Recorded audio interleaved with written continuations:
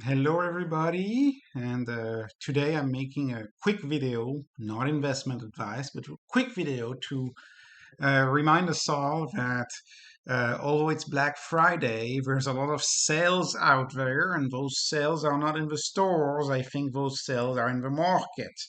Once again, not investment advice, but the market is open for a few hours today, this morning, and I think there's some great stocks. So I just wanted to go over three stocks which I think are screaming buys right now. Of course, not investment advice. The first one is Tesla. So Tesla is down almost 60% from its all-time high, and it's absolutely insane to think of. It's absolutely insane. I've said this in a past video, but Tesla is trading at a forward PE of 24. As a reminder, as I've said in the last video, it's less than Apple, and Apple is only growing at 7% a year. Tesla is going at 50% a year. Tesla has a growth runway of 10 to 15 years. Microsoft is trading at 25 forward PE. Microsoft is going at what? 10, 12% a year. Tesla's going at 50% a year. Again, as a reminder, there's a $4 trillion a year global market. That's how many cars are sold each year, 76 million cars. Tesla only sells 2.6% of those cars. The S curve has just begun. We are right here. This is the beginning of the S curve. Adoption will be exponential. Adoption will follow an S curve, will not be linear for Tesla. I really don't think so. Tesla is a order of magnitude better on dozens of aspects. Tesla's $7 for a full charge against 70 for a full tank. 1,000,000 miles the car lasts against 150,000 miles for a regular gas car. 18 moving parts, close to no repairs against high repairs, hundreds of moving parts for a gas car. Almost maintenance, compared to maintenance perhaps every 6 months for a gas car, oil change, etc. Software updates all the time versus no software updates. The model gets outdated. You don't go to the gas station anymore when you get a Tesla. The car will drive itself eventually. Elon's progress on AI is absolutely insane. I suggest you listen to the Lex Friedman interview of Andrei Karpathy and about how close Tesla actually is to solving real-world AI and self-driving. It's insane. The drive eventually drives itself. The car can be your taxi. It can drive you to the airport and then drive home. Right? The car is one popular culture. You buy the car online. You don't have to go to a dealership. I've been to a dealership one time in my life. It was a terrible experience. Computer on wheels. The car is a video game, a YouTube, an internet modem, you name it. It has just about everything versus a work in progress for the other players. Rapid chargers are clean. They're safer than gas stations. There's a reason why gas stations, especially when you don't know where you're at, sometimes they're not as safe. Tesla has the highest safety crash ratings. It's got the best air filters, the best driving performance, as good as $200,000 plus cars for gas cars. Insurance is inexpensive. I could go on. There's so much more to say about Tesla, but again, as you shop today, if you go shopping and you see that fire pit for like 70% off, well, keep in mind that a company like Tesla is pretty close to 70% off as well. So that is just my thought, not investment advice. What is the suck on a company that I think is a huge investment right now? Opendoor. I mean, Opendoor doesn't scream more market irrationality ever. The expected value of Opendoor, just like I don't care. Like even if they have like an 80% chance of failure, the 20% chance of success, that expected value should be worth much more than $1 billion. And Opendoor is trading at 107 billion right now. Opendoor was caught in a macro storm. It's not in any index, and so everybody's been selling Opendoor like it's going bankrupt. But it aims to disrupt real estate agents, and it is the last survival of Zillow and Redfin, the companies that try to disrupt real estate. Opendoor is the last survival. Opendoor is a win-win company. It is a customer-centric, Amazon-like company who thrives by sharing fees, sharing the real estate fees. That's 6% from a transaction, from a real estate transaction, sharing it with the sellers and the buyers. And when you share it, when you disrupt an entire industry, when you share that fee, I believe that buyers will flock to your service. They will flock to you because you have a best product and because you have a win-win product. And you will develop a winning relationship. Because Opendoor is not about lowballing sellers of homes. It's not about flipping homes. It's not about pressuring you to sell your home. It's about developing a long-term relationship with home buyers in America. And Americans move 7 times in their lifetime. I've sold my house and bought my house with Opendoor. I have had the best experience ever. It was much better than any of the free realtors, top realtors, by the way, that I've experienced in the past. The experience was so much better. That is why they have such an insanely high net promoter score.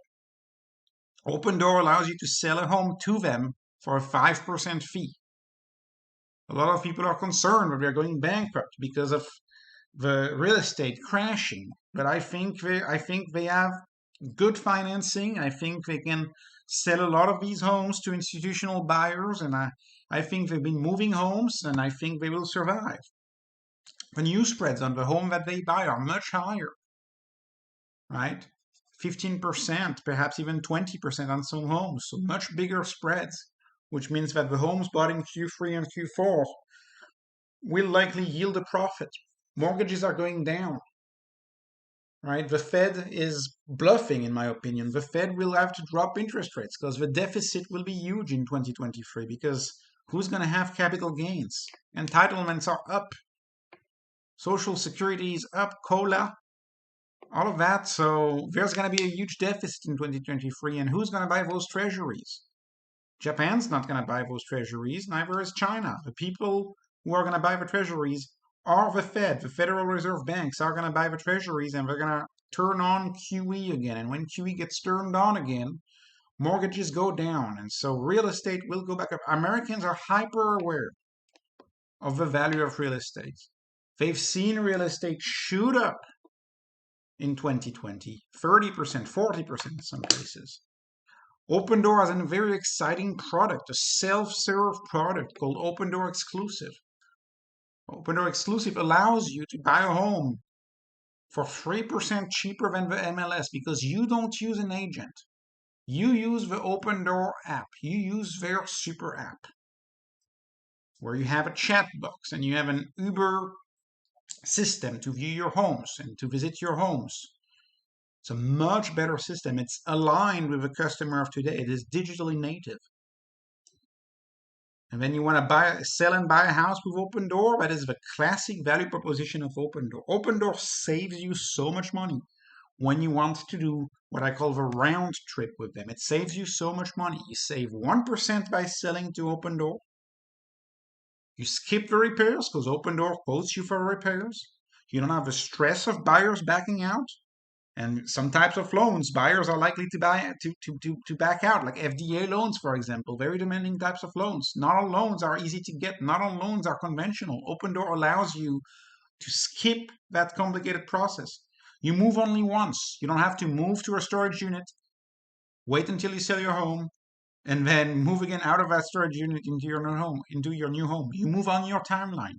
You coordinate closings and avoid double mortgages. Opendoor saves you so much money. And it is a new transaction layer for real estate. I believe it is superior to the MLS in every way. And whenever it's time for me to switch my home again, if I move, Opendoor will be at the top of my mind. And I think this is a sentiment that I share with everybody who has transacted with Opendoor. They are a win-win customer-centric company. And they are 95% down. So again, when you see those Black Friday specials, ask yourself, is there something 95% down? Well, Opendoor is. And Opendoor has the potential to disrupt a multi-trillion-dollar industry and could be as big as Amazon. I don't have an issue saying that. Because, they don't deal with stuff. They deal with Americans' largest investment. What's the third one that I think is on sale right now? Sofi. Sofi is down 80%. All right. I believe Sofi could be a top 10 financial institution within 10 years. Young people do not really care for branches anymore. They really don't want a branch. Branch is outdated, has a lot of fees, right? They deal less and less with cash. They like digital currencies. They like everything to be done in a super app. Plus, SoFi has an advantage because it doesn't prevent you from still using cash because they partner with Walgreens and you can just go to Walgreens and deposit your cash into your checking account with SoFi. And so they have all of these partnerships. You can withdraw cash. There's really no downside to going with SoFi. They have hyper growth. They're going 50% a year. They have an outstanding CEO. Wharton, West Point, Goldman Sachs. That's really outstanding for a CEO. Everything Wall Street would want. They focus on high income earners, people who want high end products. I think it's a great focus, marketing focus right now, because a lot of banks are focusing on the more entry level um, consumer, right? The more starting out in life consumer. SoFi is focusing on people with high income potential and high degrees. They will create more business for SoFi eventually.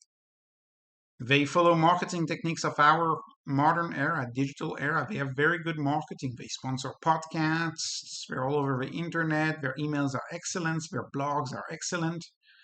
They are really highly connected to the more sophisticated, financial enthusiasts. So that's really good. I love SoFi.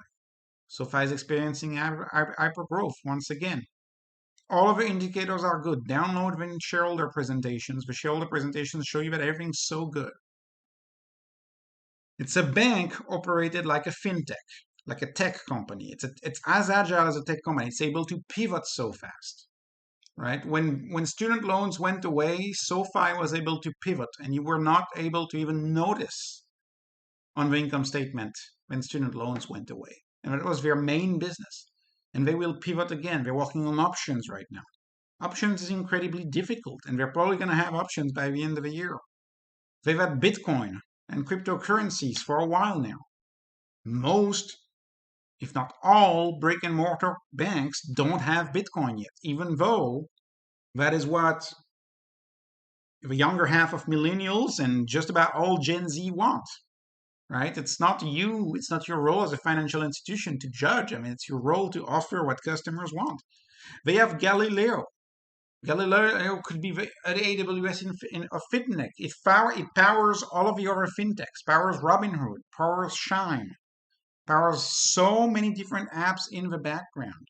And SoFi is heavily focused on growing Galileo, because Galileo could be the AWS of fintech, and they've done really masterful acquisitions with Galileo, and that's a tremendous bonus that they have for Galileo.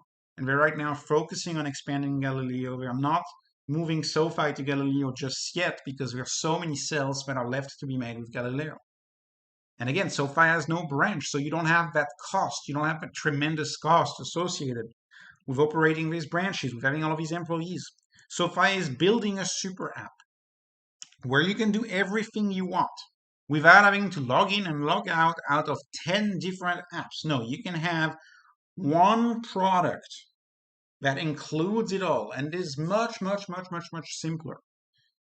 And again, if you follow, not again, but I guess I didn't say this, but if you look at what's happening in China with the super apps, with WeChat, it's very likely that there's going to be super apps of finance in the US as well. And I believe SoFi is one of these contenders that could have one of a super app along with Cash App. Cash App and SoFi could be those super apps in the US, especially as Cash App is rumored to perhaps partner with Elon Musk and Twitter. So that would be very interesting. I'm very bullish on both SoFi and Cash App. But again, I'm only featuring 3 today, so I'm only talking about SoFi. But I could have talked about Square, Block, and Cash App. Anyways, thank you so much. So this is just a little reminder video. So there are sales in the stores today, but there's also a lot of sales in the market who are open this morning, and I will be taking advantage of the sales in the market, and I'll probably be shopping, another year, not this year, that's for sure. Just shopping for stocks this year. So thank you so much for your support. This is just entertainment, No investment advice ever. None of this has been investment advice. Please subscribe. Please like. Really appreciate all of that. Thank you for your support, and make sure to follow me on Twitter if you can at Beat the Denominator, BT Denominator. Thank you so much, and have a great Black Friday.